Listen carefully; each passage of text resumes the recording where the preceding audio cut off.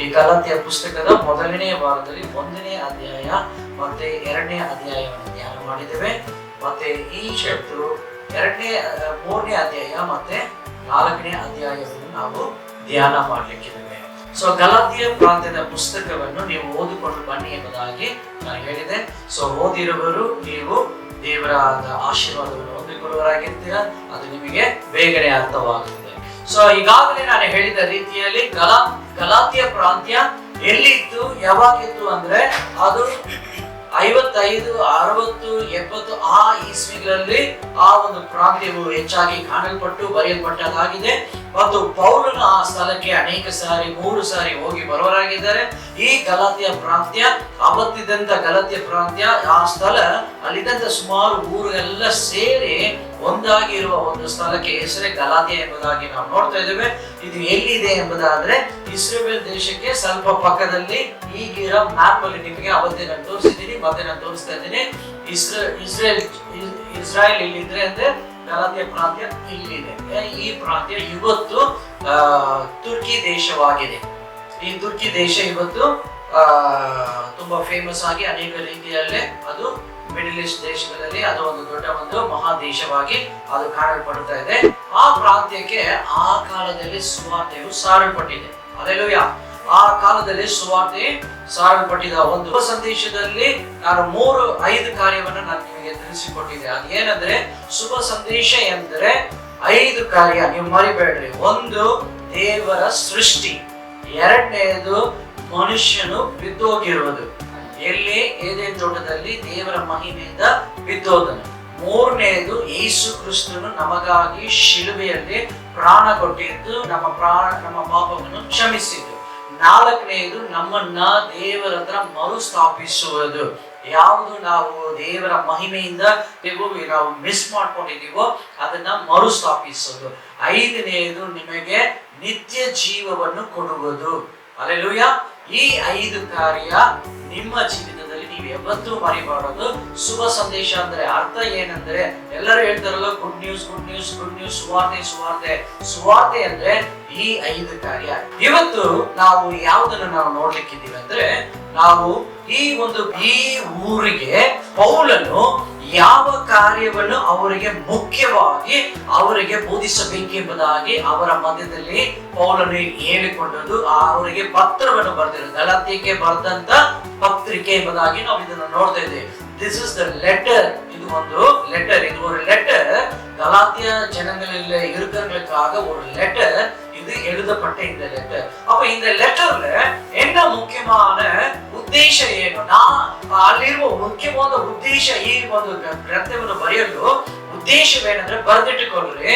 ಮೊದಲನೇದಾಗಿ ಅಲ್ಲಿರುವ ಆ ಕಾಲದಲ್ಲಿ ನಾವು ನೋಡುವುದಾದ್ರೆ ಅಲ್ಲಿ 2 ಗುಂಪಾದ ಜನರಿದ್ರು. ಒಂದು ಯೇಸು ಸ್ವಾಮಿಯ ರಕ್ಷಣೆಯನ್ನು ಹೊಂದಿಕೊಂಡು ಇಲ್ಲಿ ಕುಳಿತಿರುವ ನಾವು ನಮ್ಮ ರೀತಿಯಲ್ಲಿ ಇದ್ರು. ಮತ್ತೊಂದು ಗುಂಪು ಯಾವುದಂದ್ರೆ ಯಹೂದ್ಯ ಜನದ ಗುಂಪು. ಆ ಗುಂಪು ಬಂದು ಅವರು ಹೇಳುವುದು ಏನಂದ್ರೆ ಹಳೇ ಕಾಲದಲ್ಲಿ ಮೋಶೆಗೆ ಕೊಟ್ಟಂತ ಆಜ್ಞೆಗಳು, ಯಾವ್ದೆಲ್ಲ ಆಜ್ಞೆಗಳಿತ್ತು ಅದರ ಮಾತ್ರವಲ್ಲ, ಲಾ ಅಂದ್ರೆ ಅಂತ ಏನು ಹೀಗೆ ಮಾಡ್ಬೇಕು, ಹಾಗಿರ್ಬೇಕು, ಹೀಗೆ ನಡಿಬೇಕು, ಈಗ ಇಲ್ಲ ಅಂದ್ರೆ ಹೀಗೆ ಮಾಡಬೇಕು, ಇವರು ಇಲ್ಲ ಅಂದ್ರೆ ಹಾಗೆ ಅವ್ರನ್ನ ಶಿಕ್ಷಿಸಬೇಕು ಎಂಬುದಾದ ಆಜ್ಞೆಗಳ ಅನೇಕ ಕಾರ್ಯಗಳು ಇತ್ತು. ಈ ರೀತಿಯಾದ ಮೋಶೆಯ ಮುಖಾಂತರ ಬಂದಂತ ಆಜ್ಞೆಗಳು ಇದನ್ನ ಯಹೂದ್ಯರು ಅವ್ರು ಏನ್ ಮಾಡ್ತಾ ಇದ್ರು, ಹಿಂಬಾಲಿಸ್ತಾ ಇದ್ರು. ಅಲ್ಲಿದ್ದಂತ ಆ ಒಂದು ಅವರ ಕಾನೂನುಗಳು ಹೇಗಿತ್ತು, ಮೋಶೆಯ ಕಾಲದ ಕಾನೂನುಗಳು ಹೇಗಿತ್ತು ಅಂತ ನಾವು ನೋಡೋದಾದ್ರೆ ಬಲಿ ಕೊಡುವ ಕಾರ್ಯವಿತ್ತು. ಬಲಿ ಕೊಡುವುದಾದ್ರೆ ಒಂದು ಪಾಪವನ್ನು ಮಾಡ್ತಾರೆ, ತೆಗೆದುಕೊಂಡು ಹೋಗಿ ಬಲಿಯನ್ನು ಕೊಡ್ತಾರೆ, ಕುರಿಯನ್ನು ಬಲಿ ಕೊಡುತ್ತಾರೆ, ಕೋರಿಯನ್ನು ಬಲಿ ಕೊಡುತ್ತಾರೆ, ಇಲ್ಲ ಪಾರಿವಾಳಗಳನ್ನು ಬಲಿ ಕೊಡುತ್ತಾರೆ. ಈ ರೀತಿಯಾದ ಅವರವರ ಪಾಪಕ್ಕಾಗಿ ಅವ್ರೇನ್ ಮಾಡ್ತಾರೆ, ಬಲಿ ಕೊಡುವರಾಗಿದ್ದಾರೆ. ಇವತ್ತಿನ ದಿನಗಳಲ್ಲಿ ಪಾಪ ಮಾಡುವಾಗ ಕೆಲವರು ಹೋಗಿಬಿಟ್ಟು ಪಾಸ್ಟರ್ ಹತ್ರ ಇಲ್ಲ ಫಾದರ್ ಹತ್ರ ಅವರು ಹೋಗಿ ತನ್ನ ಪಾಪವನ್ನ ಅರಿಕೆ ಮಾಡುವರಾಗಿ ಇದ್ದಾರೆ. ಆ ರೀತಿಯಲ್ಲಿ ಪಾಪಗಳನ್ನ ಅರಿಕೆ ಮಾಡುವುದಾಗಿಯೂ ಮತ್ತೆ ಕಾಣಿಕೆಯನ್ನು ಹಾಕುವುದು, ಅವರಿಗೆ ಯಾವ ರೀತಿಯಲ್ಲಿ ಒಂದು ನಿಯಮ, ನೀವು ಕೊಡುವ ಕಾಣಿಕೆ ಅದರಲ್ಲಿ ಇಷ್ಟೇ ಇರಬೇಕು, ಹಾಗಿರ್ಬೇಕು, ನೀವು ಕೊಡುವ ಕಾಣಿಕೆ ಹೀಗಿರ್ಬೇಕು, ಹಾಗಿರ್ಬೇಕು, ಅದರಲ್ಲಿ ಅಷ್ಟು ಕ್ಲೀನ್ ಆಗಿರ್ಬೇಕು, ಹೀಗಿರ್ಬೇಕು ಎಂಬುದಾದ ಅನೇಕ ಆಜ್ಞೆಗಳಲ್ಲಿ ಇತ್ತು. ಅದು ಮಾತ್ರವಲ್ಲ, ಯಾವ ಮಾಂಸ ತಿನ್ನಬೇಕು, ಯಾವ ಮಾಂಸ ತಿನ್ನಬಾರದು, ನೀವು ತಿನ್ನುವ ಮಾಂಸ ಇದುವೇ ತಿನ್ನಬೇಕು, ನೀವು ಈ ಮಾಂಸಗಳೆಲ್ಲ ಮುಟ್ಟಬಾರದು, ಅದೆಲ್ಲ ಅಶುದ್ಧವಾದದು, ಇದೆಲ್ಲ ಸರಿಯಾದದು ಎಂಬುದಾಗಿಯೂ. ಅನಂತರ ಅಲ್ಲಿದ್ದಂತ ಆಜ್ಞೆಗಳು ಹೇಗಿತ್ತಂದ್ರೆ, ಮದುವೆ ವಿಷಯದಲ್ಲಿ ಪ್ರತಿಯೊಬ್ಬರು ಈ ರೀತಿಯಲ್ಲಿ, ಒಬ್ಬರಿದ್ರೆ ಇನ್ನೊಬ್ಬರು ಆ ರೀತಿಯಲ್ಲಿ, ಆ ಒಂದು ಅನೇಕ ನಿಯಮಗಳು ಆ ರೀತಿಯಲ್ಲಿ ಇತ್ತು. ಅದು ಮಾತ್ರವಲ್ಲ, ಒಂದೊಂದು ನ್ಯಾಯ ತೀರ್ಪು ತೀರಿಸುವಾಗ ಅವರ ತೀರ್ಪು ಹಾಗೆ ಅವ್ರನ್ನ ಏನ್ ಮಾಡ್ಬೇಕು, ಸಾಯಿಸಾಕ್ಬಿಡ್ಬೇಕು. ಯಾಕಂದ್ರೆ ಅವ್ರು ಮಹಾ ತಪ್ಪನ್ನು ಮಾಡಿದ್ದಾರೆ, ಹಾಗಾಗಿ ಅವ್ರನ್ನ ಏನ್ ಮಾಡ್ಬೇಕು, ಗಲ್ಲಿಗೆ ಇಲ್ಲ ಯಾವುದೋ ರೀತಿಯಲ್ಲಿ ಸಾಯಿಸಾಕ್ಬಿಡ್ಬೇಕು ಎಂಬುದಾದ ಆ ತೀರ್ಪು. ಇವತ್ತು ಕೂಡ ಅಂತ ಪದ್ಧತಿ ನೀವು ನೋಡೋದಾದ್ರೆ ಅನೇಕ ಅನಂತ ದೇಶಗಳಲ್ಲಿ, ನಾನಾ ದೇಶಗಳಲ್ಲಿ ಏನಾಗ್ತದೆ, ಶಿಕ್ಷೆ ಅಲ್ಲಿಗೆ ಅವಾಗಲೇ, ಅದು ಮಾತ್ರವಲ್ಲ ಜನರ ಮುಂದೆ ಶಿಕ್ಷೆಯನ್ನು ಕೊಡಲ್ಪಡುತ್ತದೆ. ಈ ರೀತಿಯಾದ ನಿಯಮಗಳೆಲ್ಲ ಜನರು ಹಿಂಬಾಲಿಸುತ್ತಾ ಕಠಿಣವಾದ ಒಂದು ನಿಯಮ, ಕಠಿಣವಾದ ಕಾರ್ಯಗಳು, ಇಂತಹ ಕಾರ್ಯಗಳಲ್ಲಿ ಇಲ್ಲಿ ಮಾಡ್ತಾ ಇದ್ರು. ಇದನ್ನ ಖಂಡಿಸಿ ಪೌಲನು ಹೇಳುವುದು ಏನಂದ್ರೆ, ನೀವೆಲ್ಲರೂ ಆವಾಗ ಕೊಟ್ಟ ನ್ಯಾಯದ ಪ್ರಕಾರ ನೀವು ಇರದೆ ದೇವರು ಕೊಟ್ಟ ವಾಗ್ದಾನದ ಪ್ರಕಾರ ನೀವು ಇರಿರಿ ಎಂಬುದಾಗಿ ಅಲ್ಲಿ ಪೌಲನು ಹೇಳ್ತಾ ಇದ್ದಾರೆ. ಅದು ಮಾತ್ರವಲ್ಲ, ಪೌಲನು ಮತ್ತೊಂದು ಕಾರ್ಯ ಅಲ್ಲಿ ಹೇಳ್ತಾ ಇದ್ದಾರೆ, ನೀವು ವಿಶ್ವಾಸದಲ್ಲಿ ಇರಬೇಕು, ಕ್ರಿಯೆದಿಂದ ಅಲ್ಲ. ಯಾವ ಕ್ರಿಯೆ? ನಾನು ಒಂದು ಇವಾಗ ಇವರಿಗೆ ಊಟ ಕೊಟ್ಟುಬಿಟ್ಟೆ, ಹಾಗಾಗಿ ನಾನು ಒಳ್ಳೇದಾಗ್ಬಿಡ್ತು, ನನಗೆ ಇವರಿಗೆ ಏನೋ ಒಂದು ಸಹಾಯ ಮಾಡ್ಬಿಟ್ಟೆ, ಅವ್ರಿಗೊಂದು 100 ರೂಪಾಯಿ ಕೊಟ್ಬಿಟ್ಟೆ, ಇದರಿಂದ ನಾನು ಒಳ್ಳೆಯವನಾಗ್ಬಿಟ್ಟೆ, ನಾನು ಯಾವ್ದೋ ಅನಾಥ ಆಶ್ರಮಕ್ಕೆ ಒಂದು ಎಲ್ಲಾರ್ಗೂ ಒಂದು ಊಟವನ್ನ ಹಾಕ್ಬಿಟ್ಟೆ, ಪ್ರತಿ ವರ್ಷ ಹಾಕ್ತಾ ಇದ್ದೀನಿ, ಇದರಿಂದ ನಾನು ಒಳ್ಳೇದಾಗ್ಬಿಟ್ಟೆ. ಇಂತ ಈ ರೀತಿಯಾದ, ಇವತ್ತು ಕೆಲವರು ಬಂದ್ಬಿಟ್ಟು ಅನೇಕ ರೀತಿಯಾದ ಈ ತರ ಸಹಾಯ ಮಾಡಿದ ಮೇಲೆ ನಾನು ಏನಾಗ್ಬಿಟ್ಟೆ, ನೀತಿವಂತರ ಆಗ್ಬಿಟ್ಟೆ ಎಂಬುದಾಗಿ ಆ ಜನರು ಆ ರೀತಿಯಲ್ಲಿ ಇದ್ದರು. ಅದನ್ನ ಖಂಡಿಸಿ ಪೌಲನು ಹೇಳ್ತಾನೆ, ಎಫೆಸ 2ನೇ ಅಧ್ಯಾಯ 8ನೇ ವಚನ 9ನೇ ವಚನದಲ್ಲಿ ಅಲ್ಲಿ ಏನಲ್ಲಿ ಬರೆಯಲ್ಪಟ್ಟಿದೆ ಅಂದ್ರೆ, ನಾವೆಲ್ಲರೂ ದೇವರ ಕೃಪೆಯಿಂದ ನಾವು ಏನಾಗಿದ್ದೇವೆ, ರಕ್ಷಿಸಲ್ಪಟ್ಟಿದ್ದೇವೆ, ನಾವು ಮಾಡಿದ ಪುಣ್ಯ ಕ್ರಿಯೆಗಳಿಂದ ಅಲ್ಲ. ಆ ವಚನ ಓದ್ರಿ ಸಿಕ್ಕಿದ್ರೆ, ನಂಬಿಕೆಯ ಮೂಲಕ ಕೃಪೆಯಿಂದಲೇ ರಕ್ಷಣೆ ಹೊಂದಿದವರಾಗಿದ್ದೀರಿ. ಆ ರಕ್ಷಣೆಯು ನಿಮ್ಮಿಂದ ಉಂಟಾದದಲ್ಲ, ಅದು ದೇವರ ವರವೇ, ಅದು ಪುಣ್ಯ ಕ್ರಿಯೆಗಳಿಂದ ಉಂಟಾದದಲ್ಲ. ಪುಣ್ಯ ಕ್ರಿಯೆಗಳಿಂದ ಉಂಟಾಗದಲ್ಲ. ನೀವು ಪುಣ್ಯ ಕಾರ್ಯ ಮಾಡಿಬಿಟ್ರೆ ರಕ್ಷಣೆ ಹೊಂದಿಬಿಟ್ಟಿದ್ದೀರಾ ಎಂಬುದಾಗಿ ನಿಮ್ಮ ತಿಳುವಳಿಕೆ ಇದೆಯಲ್ಲ. ನೀವು ಯಾರಿಗೂ ಏನೋ ಒಂದು ಮಾಡಿಬಿಟ್ರೆ ಹಾಗಾಗಿ ಆ ರೀತಿಯಾಗಿ ಅಲ್ಲ, ದೇವರಿಂದ ರಕ್ಷಣೆ ಕೃಪೆಯಿಂದ ನಿಮಗೆ ದೊರಕಿದೆ. ಹಲ್ಲೆಲೂಯಾ. ಇದುವೇ ಅಲ್ಲಿ ಬೋಧಿಸುವರಾಗಿದೆ. ಬನ್ನಿ ಈಗ ನಾವು ಗಲಾತ್ಯ ಪ್ರಾಂತ್ಯದ ಒಳಗಡೆ ಬರೋಣ. ಬನ್ನಿ 3ನೇ ಅಧ್ಯಾಯಕ್ಕೆ ನಾವು ಬರೋಣ. ಗಲಾತ್ಯದವರಿಗೆ ಬರೆದ ಪತ್ರಿಕೆ 3ನೇ ಅಧ್ಯಾಯ 1ನೇ ವಚನವನ್ನ ಓದಿಕೊಳ್ಳೋಣ. ಎಲೆ ಬುದ್ಧಿ ಇಲ್ಲದ ಗಲಾತ್ಯದವರೇ, ಯಾರು ನಿಮ್ಮನ್ನು ಮರಳುಗೊಳಿಸಿದರು? ಯೇಸು ಕ್ರಿಸ್ತನು ಶಿಲುಬೆಗೆ ಹಾಕಿಸಿಕೊಂಡವನಾಗಿ ನಿಮ್ಮ ಕಣ್ಣೆದುರಿನಲ್ಲಿ ವರ್ಣಿಸಲ್ಪಟ್ಟವನಲ್ಲವೇ? ಇಲ್ಲಿ ನಾವು ನೋಡ್ತಾ ಇದ್ದೀವಿ, ಈ 3ನೇ ಅಧ್ಯಾಯ 1ನೇ ವಚನದಿಂದ 5ನೇ ವಚನದವರೆಗೂ ಪೌಲನು ಗಲಾತ್ಯ ಜನರನ್ನ ನೋಡಿ ಬಲವಾಗಿ ಖಂಡಿಸ್ತಾ ಇದ್ದಾರೆ. ಏನಂತ ಕರೀತಾ ಇದ್ದಾರೆ? ಆ ಜನರನ್ನ ಏನಂತ ಕರೀತಾ ಇದ್ದಾರೆ? ಎಲೆ ಬುದ್ಧಿ ಇಲ್ಲದವರೇ. ಬುದ್ಧಿ ಇಲ್ಲ ಅಂದ್ರೆ ಮೂರ್ಖರು. ಯು ಫೂಲಿಶ್ ಗಲೇಷಿಯನ್ಸ್ ಅನ್ಬದಾಗಿ ಅಷ್ಟು ಬೈಯುವ ರೀತಿಯಲ್ಲಿ ಅಲ್ಲಿ ಏನ್ ಮಾಡ್ತಾ ಇದ್ದಾರೆ? ಪೌಲನು ಖಂಡಿಸುವುದನ್ನು ನಾವು ನೋಡ್ತೇವೆ. ಕಾರಣವೇನೆಂದ್ರೆ, ಯಾರು ನಿಮ್ಮನ್ನ ಮರಳುಗೊಳಿಸಿದ್ರು ಎಂಬುದಾಗಿ ಕೂಡ ನಾವು ಅಲ್ಲಿ ನೋಡ್ತಾ ಇದ್ದೇವೆ, ಹೌದಲ್ವಾ? ಯಾರು ನಿಮ್ಮನ್ನ ಬದಲಾಯಿಸಿದ್ರು, ಯೇಸುವಿನ ಸ್ವಾರ್ಥನೆ ಬಿಟ್ಟು ನಿಮ್ಮನ್ನು ಮತ್ತೊಂದು ನಂಬಿಕೆಗೆ ಯಾರು ನಿಮ್ಮನ್ನ ಬದಲಾಯಿಸಿದ್ರು ಎಂಬುದಾಗಿ, ನೀವು ಯಾಕೆ ಮೂರ್ಖರಾಗಿದ್ದೀರಾ ಎಂಬುದಾಗಿ ಖಂಡಿಸುವರಾಗಿದ್ದಾರೆ. ಇವತ್ತು ನೀವು ಕೂಡ ಅಷ್ಟೇ, ಯೇಸುವಿನಿಂದ ರಕ್ಷಣೆಯನ್ನು ಹೊಂದಿರುವ ನೀವು, ನಿಮ್ಮ ರಕ್ಷಣೆ ದೇವರಿಂದ ಕೃಪೆಯಿಂದ ಸಿಕ್ಕಲ್ಪಟ್ಟಿರುವುದು. ಇದರಲ್ಲಿ ನೀವು ಮತ್ತೊಂದು ನಂಬಿಕೆಯನ್ನು ಒಳಗಡೆ ಸೇರಿಸುವುದಾದರೆ ನಮಗೆ ಕೂಡ ಇದೇ ಮಾತು ಬರೋದಾಗಿದೆ, ನಮ್ಮ ಕುಟುಂಬಕ್ಕೆ ಇದೇ ಮಾತುಗಳು ಬರೋದಾಗಿದೆ. ಹಾಗಾಗಿ ನಮ್ಮ ಜೀವಿತದಲ್ಲಿ ನಾವು ಹೇಗಿರಬೇಕೆಂಬುದಾದ್ರೆ, ನಾವು ದೇವರಿಂದ ಯೇಸುವಿನಿಂದ ರಕ್ಷಿಸಲ್ಪಟ್ಟವರ ಎಂಬುದಾಗಿ ನಾವು ನೋಡುವರಾಗಿರಬೇಕು.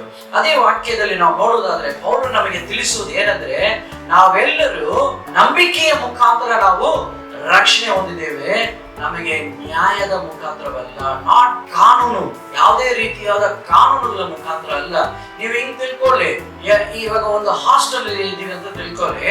ಆ ಹಾಸ್ಟೆಲ್ ಅಲ್ಲಿ ಇರುವಾಗ ಆ ಹಾಸ್ಟೆಲ್ ಅಲ್ಲಿ ಏನ್ ಮಾಡ್ತಾರೆ, ಆ ಮಕ್ಕಳನ್ನ ಹೀಗೆ ಇರ್ಬೇಕು, ಇದೇ ನಿಮ್ಮ ಶಿಸ್ತು, ಹೀಗೆ ನೀವು ಮಾಡ್ಬೇಕು, ಇಷ್ಟು ಗಂಟೆಗೆ ಎದ್ದೇಳಬೇಕು, ಇಷ್ಟು ಗಂಟೆಗೆ ಹೋಗ್ಬೇಕು, ಇಷ್ಟು ಗಂಟೆಗೆ ನೀವು ತಿನ್ನಬೇಕು, ಇಷ್ಟು ಗಂಟೆಗೆ ನಿಮ್ಮ ಎಲ್ಲ ಪ್ರತಿಯೊಂದು ಕೆಲಸ ಮಾಡಿಕೊಳ್ಬೇಕು, ಹೀಗಿರ್ಬೇಕು, ಆಗಿರ್ಬೇಕು ಎಂಬುದಾಗಿ ಆ ಹಾಸ್ಟೆಲ್ನ ಮಕ್ಕಳನ್ನ ಹಾಗೆ ನಡೆಸುವಾಗ ಅದರಲ್ಲಿ ಸ್ವಲ್ಪ ಯಾರಾದ್ರೂ ಸ್ವಲ್ಪ ಎಕ್ಸ್ಟ್ರಾ ನಿದ್ದೆ ಮಾಡಿಬಿಟ್ರೆ ಅವತ್ತು ಅವರ ಗತಿ ತುಂಬಾ ಮೋಸವಾಗಿರುತ್ತದೆ. ಭಯಂಕರವಾಗಿ ಹೊಡೆದು ಅವ್ರನ್ನ ಹಾಗೆ ಆ ರೀತಿಯಲ್ಲಿ ಅವ್ರನ್ನ ತಿದ್ದುವುದಕ್ಕೆ ಹೊಡಿತಾನೆ ಇರ್ತಾರೆ. ಆಗ ಹೊಡಿತಾ ಆ ಏಟನ್ನು ತೆಗೆದುಕೊಂಡ ಆ ಮಕ್ಕಳು ಮುಂದೆ ಏನ್ ಮಾಡ್ತಾರೆ, ಮಾಡೋ ತಪ್ಪನ್ನ ಹಾಗೇ ಮಾಡ್ತಾ ಇರ್ತಾರೆ. ಎಷ್ಟೇ ಹೊಡೆದ್ರು ಕೂಡ ಆ ಒದೆನ ತಗೊಂಡು ಏನ್ ಮಾಡ್ತಾರೆ, ಸುಮ್ಮನೆ ಇರ್ತಾರೆ. ಪೌಲನು ಇದನ್ನ ಖಂಡಿಸ್ತಾ ಇದ್ದಾರೆ, ನೀವೆಲ್ಲರೂ ವಿಶ್ವಾಸದಿಂದ ನೀವು ಬಂದಿರೋರಾಗಿದ್ದೀರಾ, ನೀವು ಎಲ್ಲಾ ಹಳೆ ಒಡಂಬಡಿಕೆಯ ಆಜ್ಞೆಗಳ ಮುಖಾಂತರ ಶಾಸ್ತ್ರದ ಪ್ರಕಾರ ನೀವು ಜೀವಿಸ್ತಾ ಇದ್ರೆ ನೀವು ಹೇಗೆ ರಕ್ಷಣೆ ಹೊಂದಿಕೊಳ್ಳುತ್ತೀರಾ, ನೀವು ಹೇಗೆ ರಕ್ಷಣೆ ಹೊಂದಿಕೊಳ್ಳಲು ಸಾಧ್ಯ ಎಂಬುದಾಗಿ ಈ ಒಂದು ಸ್ಥಳದಲ್ಲಿ ನಾವು ನೋಡ್ತೇವೆ.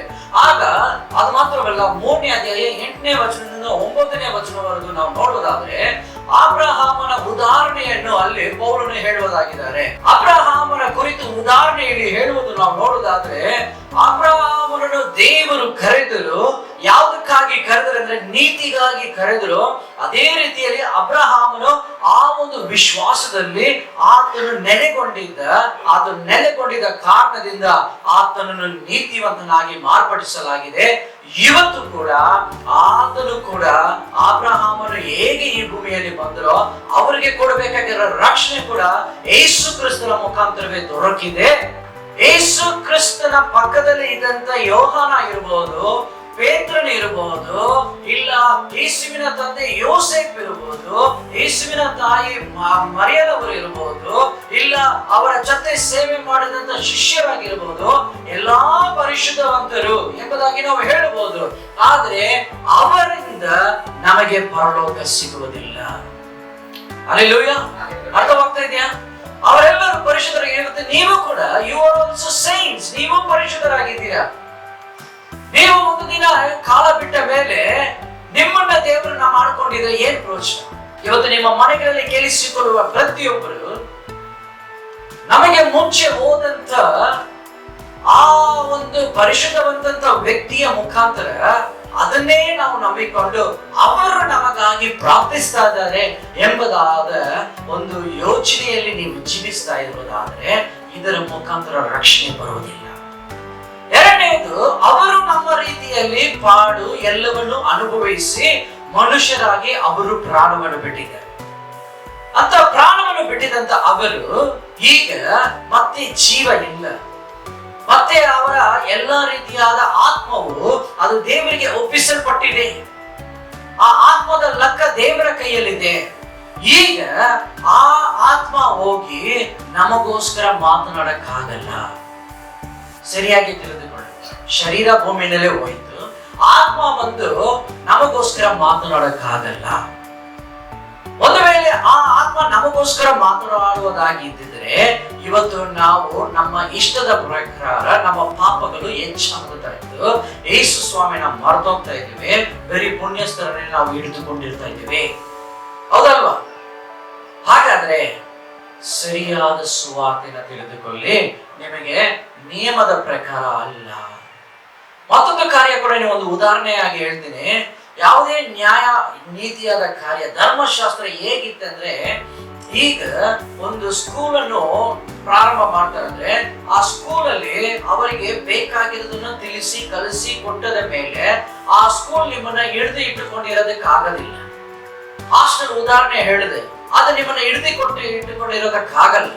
ಇವಾಗ ನಾನು ಸ್ಕೂಲ್ ಹೋಗಿದೆ, ಸ್ಕೂಲು 1997ರಲ್ಲಿ ನಾನು 10ನೇ ಕ್ಲಾಸ್ ಮುಗಿಸ್ದೆ. ಈಗ ಸ್ಕೂಲ್ನ ನಿಯಮ ನಾನು ಹಿಂಬಾಲಿಸಬೇಕಂತ ಬೇಕಾಗಿಲ್ಲ. ಕಾರಣವೇನೆಂದ್ರೆ ನಾವು ಶಿಸ್ತುವಾಗಿ ಬೆಳೆಯುವುದಕ್ಕಾಗಿ ಆ ಒಂದು ನಿಯಮ ನಮಗೆ ಕೊಡಲ್ಪಟ್ಟಿತ್ತು, ಆ ಧರ್ಮಶಾಸ್ತ್ರ ನಮಗೆ ಕೊಡಲ್ಪಟ್ಟಿತ್ತು. ಇವತ್ತು ಅನೇಕರು ಧರ್ಮಶಾಸ್ತ್ರವೇ ನಮ್ಮನ್ನ ಕಾಪಾಡ್ತಾ ಇದೆ ಎಂಬುದಾಗಿ ಅನೇಕ ಜನರು ನೆನೆಸಿಕೊಂಡಿರಬಹುದು. ಅನೇಕ ಇಲ್ಲ ಮಾಡಿದ ಪದ್ಧತಿಯೇ ಸರಿ, ಇದುವೇ ಸರಿಯಾದದ್ದು ಎಂಬುದಾಗಿ ಅನೇಕರು ನೆನೆಸಿಕೊಂಡಿದ್ದರು. ಆದ್ರೆ ಅದು ಎಲ್ಲವೂ ಒಂದು ಕಾಲವರೆಗೂ. ಯಾವ ಕಾಲವರೆಗೂ? ಯೇಸು ಕ್ರಿಸ್ತನು ಈ ಭೂಮಿಗೆ ಬರುವವರೆಗೂ. ಹಲ್ಲೆಲೂಯಾ. ಅವಾಗಿಂದ ಶಾಸ್ತ್ರಗಳು, ಅವಾಗಿಂದ ಎಲ್ಲ, ಇವತ್ತು ನೀವು ಅನೇಕ ಸಭೆಗಳಲ್ಲಿ, ಧಾರ್ಮಿಕವಾದ ಅನೇಕ ಸಭೆಗಳಲ್ಲಿ ನೀವು ನೋಡಿದ್ರೆ ಆ ಸಭೆಗಳಲ್ಲಿ ನಿಮಗೆ ಯಾವಾಗಲೂ ಏನ್ ಮಾಡ್ತಾ ಇರ್ತಾರೆ? ಒಂದೊಂದು ಕಾರ್ಯವು ಹೀಗೆ ಮಾಡ್ಬೇಕು, ಇದೇ ಆಜ್ಞೆ, ಹಿಂಗೆ ಇರ್ಬೇಕು, ನೀವು ಹಿಂಗಿದ್ರೆ ನಿಮ್ಗೆ ಹಂಗೆ, ನೀವು ಹಂಗಿದ್ರೇನೆ ಹಂಗೆ, ನೀವು ಹೀಗಿದ್ರೇನೆ ಹಂಗೆ, ನೀವು ಇಲ್ಲಿ ಇಲ್ಲ ಅಂದ್ರೆ ನಿಮಗೆ ಸಮಾಧಿ ಇಲ್ಲ, ಇಲ್ಲಿ ಇಲ್ಲ ಅಂದ್ರೆ ನಿಮಗೆ ಹೆಸರು ಇಡೋದಿಲ್ಲ, ಇಲ್ಲಿ ಇಲ್ಲ ಅಂದ್ರೆ ನಿಮಗೆ, ಎಲ್ಲರೂ ಒಂದು ಶಾಸ್ತ್ರವನ್ನು ಹೇಳುವರಾಗಿದ್ದಾರೆ. ಹೌದಲ್ವಾ? ಆ ಶಾಸ್ತ್ರವನ್ನು ನಿಮಗೆ ಹೇಳುತ್ತಾನೆ ಇದ್ರೆ ಯಾವತ್ತು ನಾವು ರಕ್ಷಣೆ ಹೊಂದಿಕೊಳ್ಳುವುದು? ಯೇಸು ಸ್ವಾಮಿ ಬಂದ ಮೇಲೆ ಯೇಸು ಸ್ವಾಮಿ ಹೇಳ್ತಾ ಇದ್ದಾರೆ, ನಿಮ್ಮ ಶರೀರಕ್ಕಿನ್ನ ನಿಮ್ಮ ಶರೀರ ಏನಾಗುತ್ತದೆ? ಅದು ಮಣ್ಣಿಗೆ ಮಣ್ಣಾಗಿ ಹೋಗುತ್ತದೆ. ಅದರ ಮೇಲೆ ನಿಮ್ಮ ಗಮನವನ್ನು ಇಡಬೇಡಿ, ನಿಮಗೆ ಕೊಡಲ್ಪಟ್ಟಿರುವ ನಿಮ್ಮ ಆತ್ಮದ ಮೇಲೆ ಗಮನವನ್ನು ಇಡಿರಿ ಎಂಬುದಾಗಿ ಯೇಸು ಹೇಳುವರಾಗಿದ್ದಾರೆ. ಇವತ್ತು ನಾವು ಇನ್ನೂ ಅದೇ ಶಾಸ್ತ್ರಗಳಲ್ಲಿ ಹುಡುಕಿಕೊಂಡು ಹೋಗ್ತಾನೆ ಇದ್ದೀವಿ, ಸಂಪ್ರದಾಯಗಳಲ್ಲಿ ನಾವು ಹುಡುಕುತ್ತಾ ಹೋಗ್ತಾ ಇದ್ದೇವೆ. 3ನೇ ಅಧ್ಯಾಯ 26ನೇ ವಚನ 29ನೇ ವಚನ ತನಕ ನಾವು ನೋಡುವುದಾದ್ರೆ, ಅಲ್ಲಿ ಯಾರು ಗ್ರೇಕರು ಅಲ್ಲ, ಅಲ್ಲಿ ಯಾರು ಯೆಹೂದ್ಯರು ಅಲ್ಲ, ಅಲ್ಲಿ ಯಾರು, ಓದನೋ ವಚನವನ್ನ 26. ನೀವೆಲ್ಲರೂ ಕ್ರಿಸ್ತ ಯೇಸುವಿನಲ್ಲಿಟ್ಟಿರುವ ನಂಬಿಕೆಯ ಮೂಲಕ ದೇವರ ಪುತ್ರರಾಗಿದ್ದೀರಿ. ಏಕೆಂದರೆ ಕ್ರಿಸ್ತನಲ್ಲಿ ಸೇರುವುದಕ್ಕೆ ದೀಕ್ಷಾಸ್ನಾನ ಮಾಡಿಸಿಕೊಂಡಿರುವ ನೀವೆಲ್ಲರೂ ಕ್ರಿಸ್ತನನ್ನು ಧರಿಸಿಕೊಂಡಿರಿ. ನೀವೆಲ್ಲರೂ ಕ್ರಿಸ್ತ ಯೇಸುವಿನಲ್ಲಿ ಒಂದೇ ಆಗಿರುವುದರಿಂದ ಯೆಹೂದ್ಯನು ಗ್ರೀಕನು ಎಂದು, ಆಳು ಒಡೆಯ ಎಂದು, ಗಂಡು ಹೆಣ್ಣು ಎಂದು ಭೇದವಿಲ್ಲ. ನೀವು ಕ್ರಿಸ್ತನವರಾಗಿದ್ದರೆ ಅಬ್ರಹಾಮನ ಸಂತತಿಯವರು, ವಾಗ್ದಾನಕ್ಕನುಸಾರವಾಗಿ ಬಾಧ್ಯರು ಆಗಿದ್ದೀರಿ. ಅರ್ಥವಾಗಿರುತ್ತದೆ ಎಂಬುದಾಗಿ ನಾನು ನಂಬುತ್ತೇನೆ. ನಾವೆಲ್ಲರೂ ಕ್ರಿಸ್ತುವಿನ ಮುಖಾಂತರ ಕ್ರಿಸ್ತುವಿನ ಯೇಸುವಿನ ಮಕ್ಕಳಾಗಿದ್ದೇವೆ. ಯೇಸುವನ್ನು ನಂಬಿರುವವರು ಯೇಸುವಿನ ಮಕ್ಕಳಾಗಿದ್ದಾರೆ. ಯೇಸುವಿನ ರಕ್ತದಿಂದ ತೊಳೆಯಲ್ಪಟ್ಟಿದ್ದಾರೆ. ಯೇಸುವಿನ ದೀಕ್ಷಾ ಸ್ಥಾನವನ್ನು ತೆಗೆದುಕೊಂಡಿದ್ದಾರೆ. ಮತ್ತೆ ಹೇಳ್ತೇನೆ, ಯೇಸುವಿನ ದೀಕ್ಷಾ ಸ್ಥಾನವನ್ನು ತೆಗೆದುಕೊಂಡಿದ್ದಾರೆ. ಈಗ ನೀವು ಗುಲಾಮರಲ್ಲ. ಈಗ ಯಾವುದೇ ನಿಯಮಗೆ ನೀವು ಗುಲಾಮರಲ್ಲ, ಯಾವುದೇ ಶಾಸ್ತ್ರಗಳಿಗೆ ನೀವು ಗುಲಾಮರಲ್ಲ, ಯಾವುದೇ ನಿಮಗೆ ಕೊಟ್ಟಲ್ಪಟ್ಟಿರುವ ಧರ್ಮಶಾಸ್ತ್ರಕ್ಕೆ ನೀವು ಗುಲಾಮರಲ್ಲ. ನೀವು ಯೇಸು ಕ್ರಿಸ್ತನ ಮುಖಾಂತರ ನೀವು ಬಿಡುಗಡೆ ಹೊಂದಿದ್ದೀರಾ. ನೀವು ಯಾವ ಯೆಹೂದ್ಯರು ಇಲ್ಲ, ಗ್ರೀಕರು ಇಲ್ಲ, ಯಾರು ಇಲ್ಲ. ಇವತ್ತು ಅನೇಕರು ಸಭೆಗೆ ಬರುವಾಗ ಭೇದ ಭಾವವನ್ನು ನೋಡ್ತಾರೆ. ಅವರು ಸ್ವಲ್ಪ ಲೆವೆಲ್ ಆಗಿದ್ದಾರೆ. ಕೆಲವರು ನಾವು ಸ್ಟ್ಯಾಂಡರ್ಡ್ ಆಗಿದ್ದೀವಿ, ನಾವು ಒಳ್ಳೆ ಬಟ್ಟೆನ ಹಾಕಿಕೊಂಡಿದ್ದೀವಿ, ನಾವು ತುಂಬಾ ಗ್ರ್ಯಾಂಡ್ ಆಗಿದ್ದೀವಿ, ನಾವು ತುಂಬಾ ಸ್ಟೈಲ್ ಆಗಿದ್ದೀವಿ. ಅವ್ರು ನೋಡಿ ಹೇಗಿದ್ದಾರೆ. ಎಲ್ಲಿ ನಡೀತಾ ಇದೆ? ಸಭೆಗಳಲ್ಲಿ ನಡೀತಾ ಇದೆ, ವಿಶ್ವಾಸಿಗಳಲ್ಲಿ ನಡೀತಾ ಇದೆ. ದೇವರನ್ನು ಅರಿತುಕೊಂಡ ನೀವು ದೀಕ್ಷಾ ಸ್ಥಾನ ತೆಗೆದುಕೊಂಡಿದ್ದೀರಾ, ಅವರು ದೀಕ್ಷಾ ಸ್ಥಾನವನ್ನು ತೆಗೆದುಕೊಂಡಿದ್ದಾರೆ. ಅವರ ಸಂಪಾದನೆ 1000 ರೂಪಾಯಿ ಇರ್ಬೋದು, ನಿಮ್ಮ ಸಂಪಾದನೆ 10,000 ರೂಪಾಯಿ ಇರ್ಬೋದು, ಆದರೆ ದೇವರ ಮುಂದೆ ನಾವು ಸರಿ ಸಮ. ಹಲ್ಲೆಲೂಯಾ. ಈ ರೀತಿಯಾದ ಭೇದ ಭಾವ, ಇನ್ನೊಬ್ಬರು ಅವರು ಆ ಕ್ಯಾಸ್ಟ್, ಇವರು ಈ ಕ್ಯಾಸ್ಟ್. ಇವತ್ತು ನಮ್ಮ ಕರ್ನಾಟಕದಲ್ಲಿ ಅನೇಕ ಸಭೆಗಳಲ್ಲಿ ನೋಡುವ ಕಾರ್ಯವೇನೆಂದರೆ, ಅವರು ಆ ಜಾತಿ, ಇವರು ಈ ಜಾತಿ, ಇವ್ರ ಜಾತಿಗೆ ಇವ್ರಿಗೆ ಒಂದು ಸರ್ವಿಸ್. ನಾನು ಕೇಳಿಸ್ಕೊಂಡೆ, ಯಾರೋ ಒಬ್ರು ಹೇಳ್ತಾ ಇದ್ರು, ಒಂದು ಜಾತಿಗೆ ಒಂದು ಆರಾಧನೆ 8ರಿಂದ 10ಗೆ, ಇನ್ನೊಂದು ಜಾತಿಗೆ 11ರಿಂದ 12 ಗಂಟೆಗೆ. ಈ ಜಾತಿ ಆ ಜಾತಿಗೆ ಬರಲ್ಲ, ಆ ಜಾತಿ ಈ ಜಾತಿಗೆ ಬರಲ್ಲ. ನನಗೆ ಗೊತ್ತಿರೋ ಪ್ರಕಾರ 2 ಜಾತಿನೂ ಬರಲಕ್ಕೆ ಹೋಗದೆ ಡೌಟ್. ಅವನು ಹೇಳ್ತಾ ಇದ್ದಾನೆ, ಜಾತಿ ಭೇದ ಭಾವವನ್ನು ನೋಡಬೇಡ್ರಿ. ಯಾಕಂದ್ರೆ ನಿಮಗೆ ಧರ್ಮಶಾಸ್ತ್ರವು ಹಾಗೆ ನೋಡುವಂತೆ ಮಾಡುತ್ತದೆ. ಕೆಲವರ ವಿಶ್ವಾಸ ಹೆಂಗಂದ್ರೆ, ನಾನು ತುಂಬಾ ಪರಿಶುದ್ಧವಂತನು, ಮತ್ತೊಬ್ಬರು ಪರಿಶುದ್ಧವರಾಗಿ ಇಲ್ಲ. ನಾನು ಚೆನ್ನಾಗಿ ಪ್ರಾರ್ಥನೆ ಮಾಡುತ್ತೇನೆ, ಮತ್ತೊಬ್ಬರು ಪ್ರಾರ್ಥನೆ ಮಾಡೋದಿಲ್ಲ, ಹಾಗಾಗಿ ನೋ.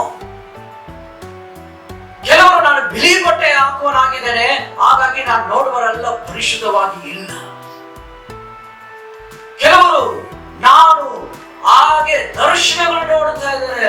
ನಾನು ಹಾಗೆ ನನ್ನ ದರ್ಶನಗಳಲ್ಲಿ ನಾನು ಪರಲೋಕವನ್ನು ನೋಡುತ್ತಾ ಇದ್ದೇನೆ, ದೇವದೂತರನ್ನು ನೋಡ್ತಾ ಇದ್ದೇನೆ, ನಾನು ಅಲ್ಲಿರುವ ಎಲ್ಲ ಕುದುರೆಗಳು ಎಲ್ಲ ರಥವನ್ನು ನೋಡ್ತಾ ಇದ್ದೇನೆ ಎಂಬುದಾಗಿ ಅಂತ ದರ್ಶನದ ಒಂದು ಕನಸಿಗೆ ಅವರು ಹೋಗುವಾಗ ಅವರ ಮಾತುಗಳು ಬೇರೆ ರೀತಿಯಲ್ಲಿ ಇರುತ್ತದೆ. ದರ್ಶನವೇ ನಿಮಗೆ ಇಲ್ಲ ಎಂಬುದಾಗಿ ಯೋಚನೆ ಮಾಡಿಕೊಂಡು ಅಂತ ಮೆಂಟಾಲಿಟಿನಲ್ಲಿ ಇರ್ತಾರೆ. ಕೆಲವರು ಯಾವಾಗಲೂ ಬೈಕೊಂಡೇ ಇರುವುದು, ಅವರ ವಯಸ್ಸು, ಅವರ ಮನಸ್ಸು, ಅವರ ಹೃದಯ, ಅವರ ಜೀವಿತ ಎಲ್ಲ ಸಮಯದಲ್ಲೂ ಬೈಕೊಂಡೇ ಇರ್ತಾರೆ. ನಾನು ಹೇಳ್ತೀನಿ, ಯಾರು ಹೆಚ್ಚಾಗಿ ಅಡ್ವೈಸ್ ಮಾಡಕ್ ಹೋಗ್ತಾರೆ. ಹೇಳೋದನ್ನ ಕೇಳಿಲ್ವ ಬಿಟ್ಟ ಮೇಲೆ ಅವರ ಬಗ್ಗೆ ಯೋಚನೆ ಮಾಡೋದು ಬೇಡ, ಅವರ ಕುರಿತು ಇನ್ನೊಬ್ಬರ ಹತ್ರ ಹೇಳೋದು ಬೇಡ. ಅರ್ಥವಾಗ್ತಾ ಇದೆಯಾ?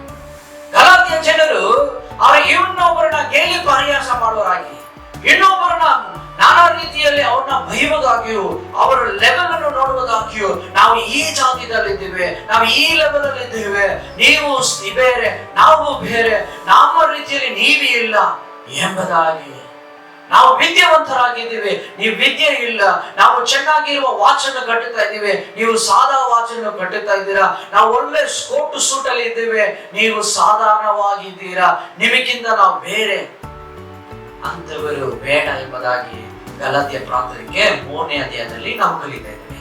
ಹಲ್ಲೆಲೂಯಾ. ಏನಾದ್ರೂ ಅರ್ಥ ಆಗ್ತಾ ಇದೆಯಾ? ಅರ್ಥವಾಗ್ತಾ ಇದೆಯಾ? ಹಲ್ಲೆಲೂಯಾ. ಈಗ 4ನೇ ಅಧ್ಯಾಯಕ್ಕೆ ಹೋಗೋಣ. 4ನೇ ಅಧ್ಯಾಯದ 2ನೇ ವಚನವನ್ನು ಓದಿಕೊಳ್ಳೋಣ.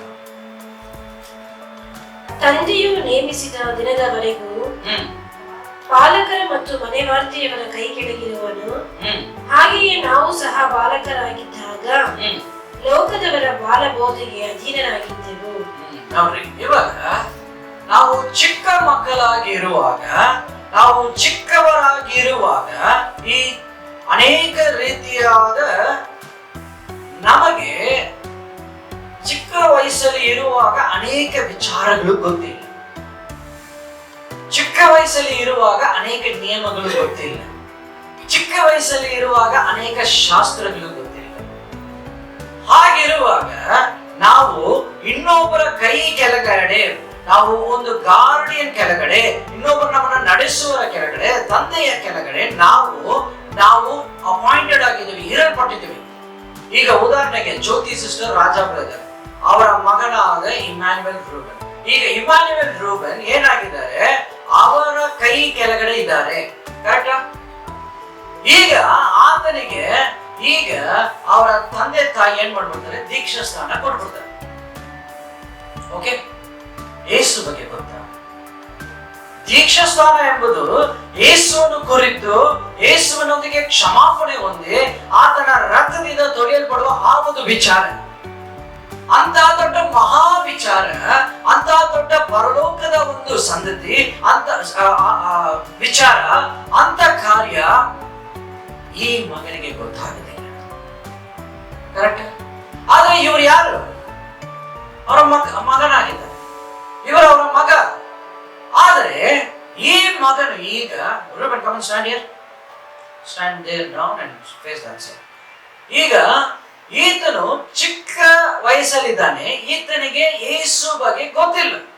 ಒಂದು ವೇಳೆ ಯೇಸು ಬಗ್ಗೆ ಗೊತ್ತಿದ್ರು ಕೂಡ, ಯೇಸುವಿನ ರಕ್ತ ನನ್ನ ಪಾಪವನ್ನು ತೊಳೆದು ಪರಿಶುದ್ಧಗೊಳಿಸಿದೆ ಎಂಬುದಾದ ಗೊತ್ತಿರುವ ವಿಚಾರ ಮಗುಗೆ ಇಲ್ಲಿ ವಚನದಲ್ಲಿ 4ನೇ ಅಧ್ಯಾಯದಲ್ಲಿ 3 ಮತ್ತು 4ನೇ ವಚನವನ್ನು ನಾವು ನೋಡೋದಾದ್ರೆ ಇದನ್ನೇ ಪೌಲನು ಹೇಳ್ತಾ ಇದ್ದಾರೆ. ನಾವೆಲ್ಲರೂ ಯೇಸುವಿನ ಅರಿಯೋದಕ್ಕೆ ಮುಂಚೆ ಮಕ್ಕಳಾಗಿದ್ವಿ, ಏನೋ ಅರಿಯದೇ ಇದ್ವಿ.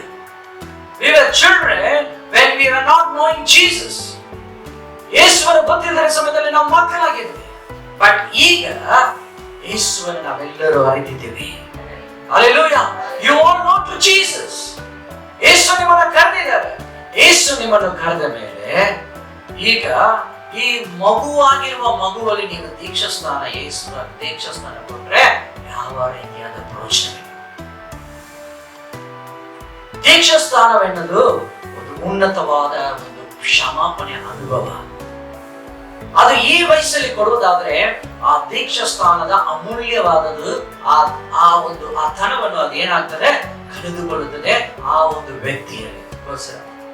ಹಾಗಾದ್ರೆ ನಾವು ಕೂಡ ಯೇಸುವನ್ನು ಅರಿಯದೆ ದೀಕ್ಷಾ ಸ್ನಾನವನ್ನು ತೆಗೆದುಕೊಳ್ಳುವರಾಗಿದ್ದಾರೆ. 5ನೇ ವಚನದಲ್ಲಿ ನಾವು ನೋಡೋದಾದ್ರೆ, ನಿಮ್ಮನ್ನ ಎಲ್ಲಾ ರೀತಿಯಾದ ನಿಯಮಗಳಿಂದ ದೇವರು ನಮ್ಮನ್ನ ತಪ್ಪಿಸಿ, ದೇವರು ನಮ್ಮನ್ನ ವಿಮೋಚಿಸಿ, ಮತ್ತೆ ಪವಿತ್ರಾತ್ಮನ ಮುಖಾಂತರ ಕರೆಯಲ್ಪಟ್ಟು 6ನೇ ವಚನವನ್ನು ಹೋದ್ರಿ, ದೇವರು ಅಪಹಾ ತಂದೆಯೇ ಎಂದು ಕೂಗುವ ತನ್ನ ಮಗನ ಆತ್ಮನನ್ನು ನಮ್ಮ ಹೃದಯಗಳಲ್ಲಿ ಕಳುಹಿಸಿಕೊಟ್ಟನು. ಹಲ್ಲೆಲೂಯಾ. ಸಾಕು. ಇಲ್ಲಿ ನಾವು ನೋಡೋದಾದ್ರೆ, ಅಪ್ಪ ತಂದೆ ಎಂಬುದಾದ ಕರೆಯುವ ಆ ಒಂದು ಆಜ್ಞೆಯನ್ನು ದೇವರು ನಮಗೆ ದಯಪಾಲಿಸಿದ್ದಾರೆ. ಹಲ್ಲೆಲೂಯಾ. ಪಾಪದಿಂದ ತೊರೆಯಲ್ಪಟ್ಟು ನೀವೆಲ್ಲರೂ ಈಗ ಸರಿಯಾದ ವಯಸ್ಸಿನಲ್ಲಿ ಸರಿಯಾದ ಯೇಸುವನ್ನು ಸರಿಯಾದ ರೀತಿಯಲ್ಲಿ ತಿಳಿದುಕೊಂಡದ್ರಿಂದ ನೀವೆಲ್ಲರೂ ದೇವರ ಮಕ್ಕಳಾಗಿದ್ದೀರಾ. ಪೌಲನು ತುಂಬಾ ಸ್ಪಷ್ಟವಾಗಿ ಅನೇಕ ರೀತಿಯಾದ ಪದ್ಧತಿಯನ್ನು ನೋಡುವರು, ಅನೇಕ ರೀತಿಯಾದ ಸಂಪ್ರದಾಯವನ್ನು ನೋಡುವರು, ಅನೇಕ ರೀತಿಯಾದ ಬೇಡದ ಕಾರ್ಯದಲ್ಲಿ ನೋಡುವವರು. ಆದ್ರೆ ನೀವು ನನ್ನನ್ನ ವಿರೋಧಿಗಳಾಗಿ ನೋಡ್ತಾ ಇದ್ದೀರಾ. ಸಹೋದರರೇ, ನಾನು ನಿಮ್ಮ ಹಾಗೆ ಆದದ್ದರಿಂದ ನೀವು ನನ್ನ ಹಾಗೆ ಆಗಬೇಕೆಂದು ನಿಮ್ಮನ್ನು ಬೇಡಿಕೊಳ್ಳುತ್ತೇನೆ. ನೀವು ನನಗೇನು ಅನ್ಯಾಯ ಮಾಡಲಿಲ್ಲ. ನನ್ನ ಶರೀರಕ್ಕೆ ಅಸೌಖ್ಯವಿದ್ದರಿಂದ ನಾನು ನಿಮ್ಮಲ್ಲಿದ್ದು ಮೊದಲನೆಯ ಸರ್ತಿ ನಿಮಗೆ ಸುವಾರ್ತೆ ಸಾರಿದ್ದನ್ನು ನೀವು ಬಲ್ಲಿರಿ. ಹೌದು. ಈಗ ಅದನ್ನ ಓದಿ. ಹೀಗಿರಲಾಗಿ ನಾನು ನಿಮಗೆ ಸತ್ಯವನ್ನು ಹೇಳುವುದರಿಂದ ನಿಮಗೆ ಶತ್ರುವಾಗಿದ್ದೇನು. ಸಾಕು. ಈಗ ಇಲ್ಲಿ ಪೌಲನು ಹೇಳ್ತಿದ್ರೆ, ನಾನು ನಿಮಗೆ ಸರಿಯಾದ ಸತ್ಯವನ್ನು ಹೇಳುವಾಗ ನೀವು ನನ್ನನ್ನು ಹೇಗೆ ನೋಡ್ತಾ ಇದ್ದೀರಾ? ಶತ್ರುವಾಗಿ. ಇವತ್ತು ಎಲ್ಲಿ ಕೃಪೆ, ಎಲ್ಲಿ ಪ್ರಾಸ್ಪ್ಯಾರಿಟಿ, ಎಲ್ಲಿ ಆಶೀರ್ವಾದ ಆಶೀರ್ವಾದ ಆಶೀರ್ವಾದ ಕಿವಿ ಕೇಳಕ್ಕೆ ತುಂಬಾ ಚೆನ್ನಾಗಿದೆ. ಆದ್ರೆ ಆ ಜನರೆಲ್ಲ ಆಶೀರ್ವಾದವಾಗಿದ್ದಾರೆ ಎಂಬುದಾಗಿ ನೀವು ಹೋಗಿ ರಿಸರ್ಚ್ ಮಾಡಿ ಅವ್ರ ಹಿಂದೆ ಹೋಗಿ ನೋಡಿ ಕೇಳ್ರಿ. ನೀವು ಒಪ್ಕೊಳ್ತೀರೋ ಇವಾಗ ಗೊತ್ತಿಲ್ಲ, ಆದ್ರೆ ನಡೀತಾ ಇರೋದು ನಮ್ಮ ಬೆಂಗಳೂರು ಪಟ್ಟಣದಲ್ಲಿ ಗಲಾತ್ಯ ಸಭೆಯ ರೀತಿಯಲ್ಲೇ ಸರಿಯಾದ ಸತ್ಯವನ್ನು ಬೋಧಿಸಿದರೆ ಅಂತ ಸತ್ಯವಂತರಾದ ಬೋಧಕರ ಮೇಲೆ ಯಾವಾಗಲೂ ಕೋಪ, ಯಾವಾಗಲೂ ಮಾತು, ಯಾವಾಗಲೂ ಜಡ್ಜ್ಮೆಂಟ್. ಎಲ್ಲ ವಿಶ್ವಾಸಿಗಳು ಸರಿಯಾದ ಬೋಧಕರನ್ನು ಬೈಯುವುದೇ ಅವರ ಕೆಲಸವಾಗಿರುತ್ತದೆ. ಯಾಕಂದ್ರೆ ಅವರು ಸತ್ಯವನ್ನು ಮಾತಾಡ್ತಾ ಇದ್ದಾರೆ. ಸತ್ಯವನ್ನು ಮಾತಾಡೋದೇ ಯಾರಿಗೂ ಇಷ್ಟ ಆಗಲ್ಲ. ಸತ್ಯವನ್ನು ಮಾತಾಡಿದ್ರೆ ಯಾರಿಗೂ ಇಷ್ಟ ಆಗಲ್ಲ. ಪೌಲನ ಆ ಕಷ್ಟವೇ ಪಡ್ತಾ ಇದ್ದಾರೆ. ಗಲಾತಿಯರೇ, ನಿಮಗೆ ನಾನು ಸರಿಯಾದ ಯೇಸು ಕ್ರಿಸ್ತನ ನಿಮಗೆ ಬೋಧನೆ ಮಾಡ್ತಾ ಇದ್ದೀನಿ. ನೀವಾದ್ರೂ ಲೋಕದ ಕಾರ್ಯದಲ್ಲಿ ಇಷ್ಟಪಟ್ಟು ಜೀವಿಸೋರಾಗಿದ್ದೀರಾ. ಹಾಗಾಗಿ ನಾನು ಸತ್ಯವನ್ನು ನಿಮಗೆ ಹೇಳಿದ್ರೆ ನೀವು ಅದನ್ನ ಹೇಗ್ ನೋಡ್ತಾ ಇದ್ದೀರಾ? ನನ್ನನ್ನ ವಿರೋಧಿಯಾಗಿ ನೋಡ್ತಾ ಇದ್ದೀರಾ. ಕಲ್ಲರು, ಮಾಟ ಮಂತ್ರರು, ವಿರೋಧಿಗಳು, ಈ ರೀತಿಯಾದ ಜನರು ಪರಲೋಕಕ್ಕೆ ಹೋಗಲ್ಲ. ದ್ವೇಷ, ಹೊಟ್ಟೆ ಕಿಚ್ಚು ಅದು ಯಾರ ಮೇಲೆ? ಬೋಧಕರುಗಳ ಮೇಲೆ. ಯಾವುದೇ ಕಾರಣಕ್ಕೂ ಬೋಧಕರನ್ನ ಬೈಬೇಡ. ಯಾವ ಸೇವಕರು ಏನು ಹೇಳೋದು ಬೇಡ. ಬೇಡ. ನಾವು ಯಾರು ನ್ಯಾಯ ತೀರಿಸುತ್ತೇವೆ? Hallelujah, hallelujah. ದೇವರು ನಮ್ಮನ್ನ ನಡೆಸುವರಾಗಿದ್ದಾರೆ. ಮುಂದೆ ಹೋಗೋಣ. ಮತ್ತೆ 21ರಿಂದ 31ನೇ ವಚನಗಳವರೆಗೂ ನಾವು ನೋಡೋದಾದ್ರೆ, ಇಲ್ಲಿ ಹಾಗಾರನು ಮತ್ತೆ ಸಾರಳ ಬಗ್ಗೆ ಪೌಲನು ಒಂದು ಉದಾಹರಣೆ ಗಲಾತ್ಯದವರಿಗೆ ಕೊಡ್ತಾ ಇದ್ದಾರೆ. ಏನಂತ ಉದಾಹರಣೆ ಕೊಡ್ತಾ ಇದ್ದಾರೆ? ಹಾಗಾರನು ಮತ್ತು ಸಾರ. ಹಾಗಾರನು ಸಾರ ಯಾರು? ಇವರು ಹಿಂದೆ ಹೇಳಿ. ಅಬ್ರಹಾಮನ ಹೆಂಡತಿ. ಅಬ್ರಹಾಮನ ಹೆಂಡತಿಯವರು ಸಾರ ಮತ್ತೆ ಹಾಗರ್. ಸಾರ ಅಬ್ರಹಾಮನ ನ್ಯಾಯವಾದ ಹೆಂಡತಿ. ಹಾಗಾರಲು ಕೆಲಸಗಾರ. ಅಬ್ರಹಾಮನಿಗೆ ದೇವರು ಹೇಳಿದರು, ನಿನಗೆ ಮಗುವನ್ನು ಕೊಡ್ತೀನಿ ಎಂಬುದಾಗಿ. ಆದರೆ ಇವರು ಏನ್ ಮಾಡಿದ್ರು? ದೇವರ ಕಾರ್ಯವನ್ನ ಕಟ್ ಮಾಡಿ ಇವರು ಬೇರೆ ಯೋಚನೆ ಮಾಡಿದ್ರು. ಈಗ ನಾವು ನೋಡುವುದಾದ್ರೆ, ಅಬ್ರಹಾಮನ ಸಂತತಿಯಿಂದ ದೇವರು ಲೋಕವನ್ನ ತುಂಬಿಸಬೇಕು, ವಿಶ್ವಾಸದ ತಂದೆಯಾಗಿ ಮಾರ್ಪಡಿಸಬೇಕೆಂಬುದನ್ನು ದೇವರ ಚಿತ್ತ. ಹಾಗಾಗಿ ಹಾಗಾರನ ಮುಖಾಂತರ ಹುಟ್ಟಿದಂತ ಸಂತತಿಯನ್ನು ದೇವರು ಏನ್ ಮಾಡಿಲ್ಲ, ಅವರಿಗೆ ಬೇಕಾಗಿರೋದನ್ನು ಒದಗಿಸಿದರು. ಆದರೆ ಅವರಿಗೆ ಅಬ್ರಹಾಮನ ಸಂತತಿಯಾದ ಹೆಸರನ್ನು ಕೊಟ್ಟಿಲ್ಲ. ಆದರೆ ನಿಯಮವಾದ ಸಾರಳನ ಮುಖಾಂತರ ಆಕೆ ದೇವರು ಕೊಟ್ಟ ವಾಗ್ದಾನಗಳು ನೆರವೇರಿಸಿದರು. ಆಹಾರನ ಮುಖಾಂತರ ಹುಟ್ಟಿದ ಕಾರ್ಯಕ್ಕೆ ವಾಗ್ದಾನಗಳನ್ನು ನೆರವೇರಿಸಲಿಕ್ಕೆ ದೇವರು ಇಷ್ಟಪಟ್ಟಿಲ್ಲ. ನೀನು ತಪ್ಪು ಮಾಡದೆ ನೀನು ಅನುಭವಿಸ್ತಾ ಇದ್ದೆ, ನೀನು ಬಿಟ್ಟುಕೊಡು. ಆದರೆ ಸಾರಳ ಮುಖಾಂತರ ಹುಟ್ಟುವ ಮಗುವಿನ ಮುಖಾಂತರ ನಿನಗೆ ಕೊಡಲ್ಪಡುವ ವಾಗ್ದಾನ, ನಿನಗೆ ಕೊಡಲ್ಪಡುವ ಆಶೀರ್ವಾದ ನಾನು ನೆರವೇರಿಸ್ತೇನೆ. ಇವತ್ತುವರೆಗೂ ಅಬ್ರಾಮನ ಹೆಸರು ನಮ್ಮೆಲ್ಲರಿಗೂ ಕೇಳಿದ್ರೆ ವಿಶ್ವಾಸ ಬರುತ್ತೆ, ಹೌದಲ್ವಾ? ಕಾರಣವೇನು? ದೇವರು ಕೊಟ್ಟಿದ್ದ ವಾಗ್ದಾನವನ್ನೇ ಅದು ನೆರವೇರಿಸ್ತಾನೆ. ಹಾಗಾಗಿ ಮೊದಲು ದೇವರು ನಮಗೆ ವಾಗ್ದಾನವನ್ನು ಕೊಟ್ಟಿದ್ದಾನೆ, ವಿಶ್ವಾಸವನ್ನು ಕೊಟ್ಟಿದ್ದಾನೆ. ನಮಗೆ ಮೊದಲು ದೇವರು ಧರ್ಮಶಾಸ್ತ್ರವನ್ನು ಕೊಟ್ಟಿದ್ದಾನೆ. ಅರ್ಥವಾಗ್ತದೆ? ಅಬ್ರಾಮನನ್ನು ಕರೆಯುವಾಗ ವಾಗ್ದಾನದಿಂದ ಕರೆಯಿದ್ರು. ಇವತ್ತು ಯೇಸು ಸ್ವಾಮಿ, ಎರಡನೇ ಆದಾಮನಾದ ಯೇಸು ಸ್ವಾಮಿ ಇವತ್ತು ಈ ಭೂಮಿಗೆ ಬಂದು ಆತನ ರಕ್ತವನ್ನು ಚೆಲ್ಲಿ ನಮಗಾಗಿ ನಾವು ಮಾಡಿದ ಅಪರಾಧಗಳನ್ನ ತೊಳೆದು ಪರಿಶುದ್ಧರಾಗಿ ಮಾರ್ಪಡಿಸಿ ನಮಗೆ ಪರಲೋಕ ಕೊಡ್ತೀನಿ ಅಂತ ವಾಗ್ದಾನ ಮಾಡಿದ್ದಾರೆ. ಅರ್ಥವಾಗ್ತಾ ಇದೆಯಾ? ಅಬ್ರಹಾಮನು ಹಳೆ ಒಡಂಬಡಿಕೆಯಲ್ಲಿ ಅವಾಗ ಇದ್ದಿದ್ದು, ದೇವರು ಕರೆಯಲ್ಪಟ್ಟು ಅವನಿಗೆ ಆಶೀರ್ವಾದವನ್ನು ಕೊಟ್ಟಿದ್ರು, ಆತನಿಗೆ ಪ್ರಾಮಿಸಸ್ ಅನ್ನು, ವಾಗ್ದಾನವನ್ನು ಕೊಟ್ಟರು.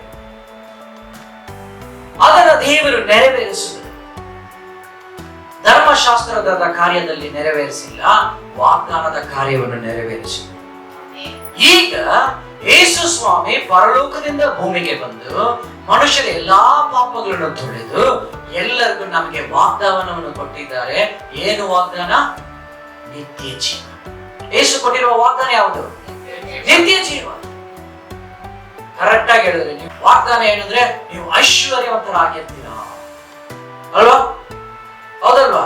ಹೇಳ್ತಾರಲ್ಲ, ಐಶ್ವರ್ಯವಂತದ್ದು ಬರೀ ಭೂಮಿಗೆ ಸಂಬಂಧಪಟ್ಟಿದ್ದು, ಆದ್ರೆ ನಿತ್ಯ ಜೀವ ಯೇಸು ಕ್ರಿಸ್ತನ ಮುಖಾಂತರ ಕೊಡಲ್ಪಡುತ್ತದೆ. ಸೊ ಈಗ ನಿಮ್ಗೆ ಅರ್ಥವಾಗಿರ್ತದೆ. ಹಾಗಾಗಿ ಒಂದು ಗುಲಾಮ ಸ್ಥಿತಿಯಲ್ಲಿ ಹುಟ್ಟಿದ ಹಾಗಾರಿನ ಸಂತತಿಯಾಗಿ ನಾವು ಇರದೆ ವಾಗ್ದಾನವನ್ನು ಹೊಂದಿಕೊಂಡು ನಂಬಿಕೆಯಲ್ಲಿ ಜೀವಿಸಿದ ಅಬ್ರಹಾಮನ ವಾಗ್ದಾನದ ಸಂತತಿಯಾಗಿರೋದಕ್ಕೆ ದೇವರು ಕರೆದಿದ್ದಾರೆ. ಹಲ್ಲೆಲೂಯಾ. ಈಗ ಈ ಲೋಕದ ಮಕ್ಕಳಲ್ಲ ನಾವು, ಯೇಸು ಸ್ವಾಮಿಯಿಂದ ಬೇರ್ಪಡಲ್ಪಟ್ಟಿರುವ ಅಪ್ಪ ತಂದೆ ಎಂಬುದಾದ ಕರೆಯುವ ಮಕ್ಕಳಾಗಿದ್ದೇವೆ. ಯೇಸು ಸ್ವಾಮಿ ಕೊಡುವ, ಈಗೆಲ್ಲ ನಾವೆಲ್ಲರೂ ಯೇಸು ಸ್ವಾಮಿಯ ಮಕ್ಕಳಾಗಿ ಆತನು ಕೊಡುವ ವಾಗ್ದಾನವನ್ನು ಹಿಂಬಾಲಿಸುವರಾಗಿದ್ದೇವೆ. ಇವತ್ತು ನೀವು ಯೋಚನೆ ಮಾಡ್ರಿ, ಲೋಕದ ವಾಗ್ದಾನದಲ್ಲಿ ಜೀವಿಸ್ತಾ ಇದ್ದೀರಾ, ಗುಲಾಮತನದ ವಾಗ್ದಾನದಲ್ಲಿ ಯೋಚನೆ ಮಾಡ್ತಾ ಇದ್ದೀರಾ, ಹೀಗಿರಬೇಕು ಹಾಗಿರಬೇಕು ಎಂಬುದಾಗಿ ಧರ್ಮಶಾಸ್ತ್ರದ ಪ್ರಕಾರ ಜೀವಿಸ್ತಾ ಇದ್ದೀರಾ, ಇಲ್ಲ ನಿಮಗಾಗಿ ಪ್ರಾಣ ಕೊಟ್ಟ ಯೇಸುವಿನ ವಾಗ್ದಾನದಲ್ಲಿ ಜೀವಿಸ್ತಾ ಇದ್ದೀರಾ? ಹಲ್ಲೆಲೂಯಾ. ಪ್ರಾಣ ಕೊಟ್ಟ ಯೇಸು ಸ್ವಾಮಿಯ ವಾಗ್ದಾನದಲ್ಲಿ ನಾವು ಜೀವಿಸೋರಾಗಿದ್ದೇವೆ. ನಿಮಗಾಗಿ ನನಗಾಗಿ ಪರಲೋಕದಿಂದ ಆತನು ಇಳಿದು ಬಂದು ತನ್ನ ಪ್ರಾಣವನ್ನು ಕೊಟ್ಟಿದ್ದಾರೆ. ಅದುವೇನಪ್ಪ ಯೇಸು ಸ್ವಾಮಿ.